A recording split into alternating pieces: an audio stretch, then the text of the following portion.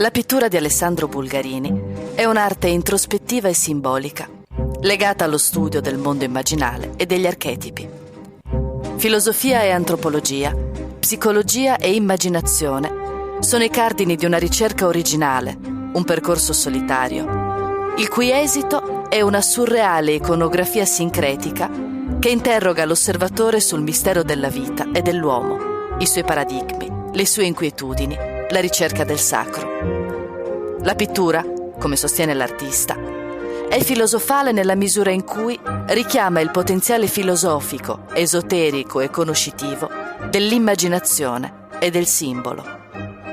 Ogni opera equivale alla riorganizzazione compositiva di un preciso concetto, idea o riflessione, ed è concepita come uno stratagemma per risvegliare nell'osservatore una domanda, generalmente sopita, su ciò che sta guardando.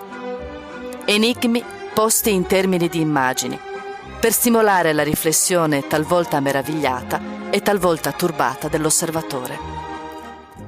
Tramite il recupero dell'immagine icona, materializzata sulla tela nella forma luminosa della pittura d'olio, intesa come antidoto ai simulacri prodotti dalla civiltà liquida postmoderna, il suo lavoro ci parla dell'importanza della funzione immaginativa e del pensiero immaginale, di cui molto hanno scritto alcuni dei raffinati pensatori che continuano ad ispirarlo.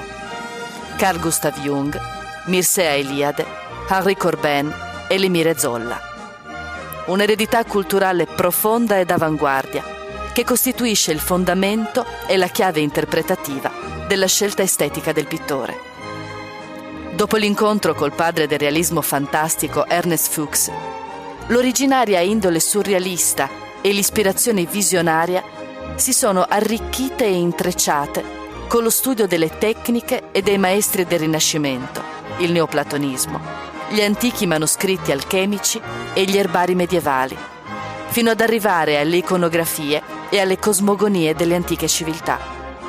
Fonti inesauribili a cui attingere per distillare visioni cariche di significato, tradotte poi nel linguaggio di una figurazione contemporanea.